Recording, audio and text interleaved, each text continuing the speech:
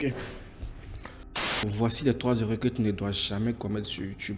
Si tu viens de commencer tout comme moi il y a environ 3 ans de cela, j'ai eu à commettre des erreurs où je les faisais en pleine connaissance de cause, où je les faisais tout simplement par pure ignorance. Et cela a eu pour conséquence la perte d'une chaîne YouTube. Pour éviter cela, dans cette vidéo, je vais te présenter ces différentes erreurs-là que toi aussi, tu ne dois pas commettre pour ne pas subir le même sort que moi. Moi, c'est Dosso Moussa. Si tu viens d'arriver sur cette chaîne, sache que nous allons parler de business, d'entrepreneuriat et de tout ce qui est en rapport avec le business en ligne. Si le sujet t'intéresse, n'hésite pas donc à t'abonner pour qu'on puisse mener l'aventure ensemble. Sans plus tarder, nous allons entrer directement dans le vif du sujet. Quelle est la première erreur à ne pas commettre sur YouTube? Sachez que c'est l'erreur le plus fréquente que tout le monde a l'habitude de faire, surtout moi. Parce que quand tu viens de commencer sur YouTube, tu es confronté à quelque chose qui est souvent le manque d'envie de faire des vidéos, de montrer ton visage, parce que tout simplement, tu n'as pas confiance en toi, ou tu te dis que tu n'as pas la meilleure caméra qu'il faut, tu n'as pas le meilleur micro qu'il faut pour réaliser les plus belles vidéos.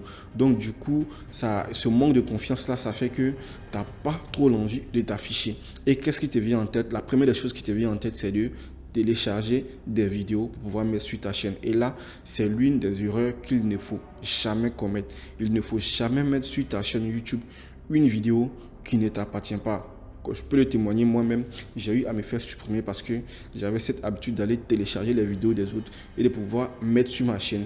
Et qu'est-ce qui m'encourageait à continuer à le faire? Ce qui m'encourageait, c'est tout simplement que quand je le faisais, ces vidéos-là faisaient des vues. Les gens s'abonnaient, les gens me suivaient. Ça m'a mis en confiance en fait. Cette facilité-là a fait que j'ai continué à télécharger des vidéos et mettre sur ma chaîne. Et en continuant dans cette lancée, il y a reçu un message de la part de YouTube où il m'a informé que j'enfreignais aux règles de la communauté. YouTube m'a bloqué la chaîne. Donc si tu viens de commencer, c'est l'une des erreurs à ne pas commettre. Si tu as honte de te montrer, si tu as honte de ta voix, si tu penses que tu n'as pas la meilleure caméra qu'il faut, tu peux réaliser des vidéos à type voix off où tu vas utiliser des images au-dessus, mais des images bien sûr libres des droits d'auteur. Sinon, tu risques tout simplement de te faire bannir sur YouTube. Ne télécharge jamais des vidéos de quelqu'un ou ne télécharge jamais une vidéo qui ne t'appartient pour la remettre sur ta chaîne YouTube. Tu vas tout simplement te faire bloquer. Ça, c'est la première erreur. La deuxième chose à ne pas faire sur YouTube, c'est utiliser des musiques qui ne t'appartiennent pas et les incorporer à l'intérieur de ta vidéo.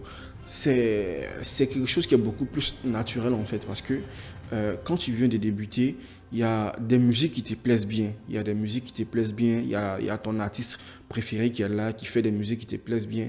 Et tu aimerais utiliser ces sons-là dans tes vidéos. Pas parce que tu veux usurper les droits de la chanson de cet artiste, non. Pour le simple fait que tu aimes bien la musique et tu aimerais utiliser ça dans ta vidéo. Et sache que là, c'est une erreur à ne pas commettre parce que la plupart des sons qui sont publiés sur les plateformes sont des sons avec droit d'auteur. Si tu ne sais pas ce que c'est le droit d'auteur, c'est tout simplement une signature de la part du propriétaire ou de celui qui a fait un son ou une vidéo. Donc, en utilisant des sons qui ne t'appartiennent pas ou des sons qui ne sont pas libres de droit d'auteur à l'intérieur de ta vidéo, dans le meilleur des cas, tu risques de ne jamais recevoir 5 francs de cette vidéo-là. L'argent que la vidéo va générer sera directement déversé à celui que tu as utilisé son son à l'intérieur de ta vidéo. Cependant, si tu utilises des sons qui sont libres de droits d'auteur ou des sons que tu as achetés ou que tu as produit toi-même, là, il n'y a pas de souci. Donc, la deuxième erreur à ne pas faire, c'est d'utiliser des sons qui ne t'appartiennent pas pour pouvoir les mettre dans tes vidéos en pensant rendre ta vidéo beaucoup plus attractive, beaucoup plus intéressante. Ne fais jamais cette erreur-là, sinon tu risques de te faire bannir. La troisième erreur à ne pas faire sur YouTube, et ça concerne même souvent même les plus gros YouTubeurs, des gens qui ont déjà des centaines, des milliers d'abonnés, ça les concerne souvent parce que ils ne savent pas ou ils ne sont pas informés. C'est le fait que lorsque tu actives la monétisation, pour ceux qui ne savent pas, pour pouvoir activer la monétisation sur YouTube, il faut avoir au minimum 1000 abonnés et 4000 heures de visionnage. Et juste après ces conditions-là, tu vas faire une demande où YouTube va t'envoyer un message pour te dire que voilà, on t'accepte à l'intérieur de la communauté. Donc, tu fais partie du partenariat YouTube où tu pourras générer des revenus grâce aux publicités que tu vas placer à l'intérieur de ta vidéo. Et ces publicités que tu vas placer à l'intérieur de ta vidéo vont te permettre de pouvoir générer et de pouvoir gagner beaucoup plus d'argent sur ta chaîne YouTube. Maintenant, la chose la plus intéressante, c'est que quand tu réalises une vidéo qui dure au moins 8 minutes, YouTube te donne, avant c'était 10 minutes, mais maintenant c'est passé à 8 minutes, YouTube te donne la possibilité de pouvoir placer à l'intérieur de ta vidéo plusieurs publicités. Donc pour ceux qui se croient intelligents comme moi, dès que j'ai eu ma monétisation active, mon premier réflexe c'était quoi? À l'intérieur de toutes mes vidéos qui dépassaient 8 minutes, de placer des tas de publicités afin de pouvoir faire le maximum de gains. Mais sachez que c'est une erreur que vous ne devez pas faire.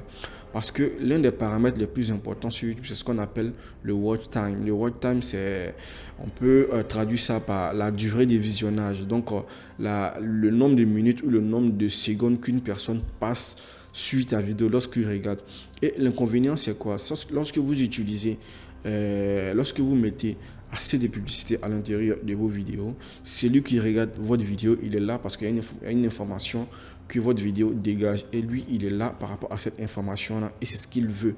Et en plaçant beaucoup de publicité à l'intérieur de votre vidéo, vous allez finir tout simplement par lasser la personne qui regarde votre vidéo et il va finir par s'en aller de votre chaîne YouTube.